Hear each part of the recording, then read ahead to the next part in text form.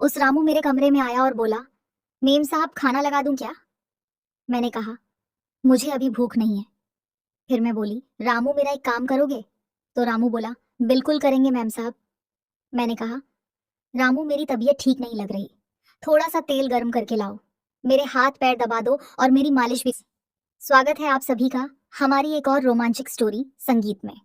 उम्मीद करती हूँ कि आपको ये कहानी बेहद पसंद आएगी। मेरा नाम रोमा है और मैं 24 साल की खूबसूरत महिला हूँ। मेरी शादी को 3 साल हो चुके हैं। जीवन में मुझे हर सुख मिला, संगीत, मगर एक वो सुख नहीं मिल पाया जो एक औरत चाहती है, और वह सुख था संगीत, मेरे पति का प्यार। मेरे पति एक बड़े बिजनेसमैन हैं और बिजनेस के चलते वह हमेशा घर से बाहर ही रहते हैं। संगीत, मेरे पास सुख साधन संपत्ति सब है, मगर जिस चीज को हमेशा मैं अपने साथ चाहती हूँ वह मेरे पास नहीं है, और वह है मेरा पति, और उनका प्यार मुझे नहीं मिलता। मेरे घर में एक नौकर भी है जिसका नाम रामू है और उसकी उम्र 22 साल है। वह भी यहाँ का रहने वाला है संगीत, और वह भी शादीशुदा है, लेकिन उसकी पत्नी बिहार में ही रहती है, और वह संगीत भी अपनी पत्नी का प्यार पाने के लिए तड़पता है। पिछले साल की बात है कि मेरे पति जब घर आए थे, एक दिन रुके और पूरा दिन फोन पर ही लगे रहे, और रात में संगीत मुझे बोले कि वह 1 महीने के लिए अमेरिका जा रहे हैं बिजनेस के सिलसिले में। उस रात में फूट फूट कर रोई थी। हर बार मेरा पति जब भी घर आता वह सिर्फ 1 दिन के लिए ही रुकते, और जो उन्हें करना होता करके फिर चले, संगीत जाते, और मैं हमेशा की तरह अपने पति के प्यार के लिए तरसती रह जाती। यह भी कोई रिश्ता है? उनके घर से जाने के बाद मैंने संगीत खूब शराब पी और मेरी तबीयत खराब हो गई। मेरे नौकर रामू ने मुझे हास्य अस्पताल में भर्ती कराया। इलाज के बाद मुझे घर ले आया और बहुत सेवा की। तबीयत ठीक होने के बाद मैंने एक दिन उसे बुलाकर उसका धन्यवाद किया।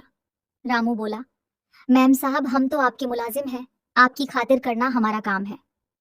संगीत, हम अपनी गरीबी के चलते बीवी बच्चों से दूर हैं, यहाँ कमाई के लिए पड़े हैं, और आप सब कुछ होते हुए भी अपने पति से दूर हैं। माफ करना मैम साहब, ज्यादा बोल दिया। हमारी जब से शादी हुई है हम अपनी पत्नी के संगीत पास सिर्फ 2 महीने ही रह पाए थे। उसके बाद से 1 साल हो गया है और अभी तक हम अपनी घरवाली से नहीं मिलते हैं। बहुत याद आती है उसकी, मगर कमाएंगे नहीं तो घर कैसे चल पाएगा। मैंने उसे पैसे दिए और कहा, जाओ संगीत, अपने घर हो आओ, और बोला, नहीं मैम साहब, हम ये पैसे घर भेजेंगे ताकि हमारा घर चलता रहे। हम आपकी सेवा में यहीं पर रहेंगे। आपका बहुत बहुत धन्यवाद। वैसे भी मालिक घर पर नहीं है तो हमें ही आपका ख्याल रखना होगा। रामू की बातें मेरे दिल को छू गईं कि ये गरीब इंसान अपनी पत्नी को इतना प्यार करता है, और एक मेरे पति है कि उन्हें मेरी याद भी नहीं आती। संगीत, कितना तड़पता होगा वह यहाँ पर अपनी बीवी के बिना, ठीक वैसे ही जैसे मैं अपने पति के बगैर।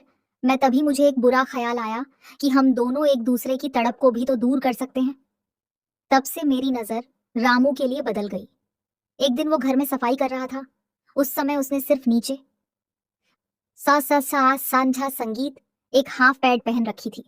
उसकी मसल्स बुझाए और बदन को देखकर मुझे कुछ कुछ होने लगा था। मैंने ठान लिया कि रामू के साथ उसकी और अपनी दोनों की चाहत मिटा लूंगी। मैं उसे अपने करीब लाने के लिए नए नए तरीके अपनाती, लेकिन उसका ध्यान हमेशा घर के कामों पर ही रहता। मैं जानबूझकर उसके सामने छोटे छोटे कपड़े पहनती ताकि उसका ध्यान भटके और वह मेरी तरफ आकर्षित हो, लेकिन वह तो हमेशा अपने कामों में ही बिजी रहता।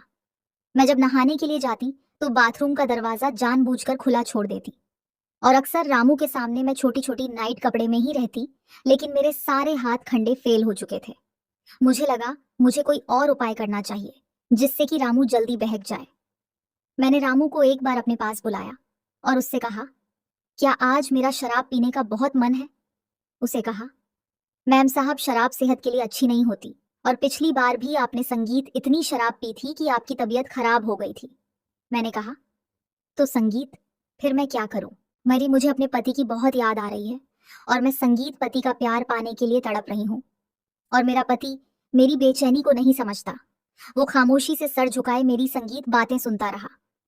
मैंने 2 गिलासों में शराब डाली और 1 गिलास शराब का उठाकर संगीत मैंने रामू के हाथ में दे दिया।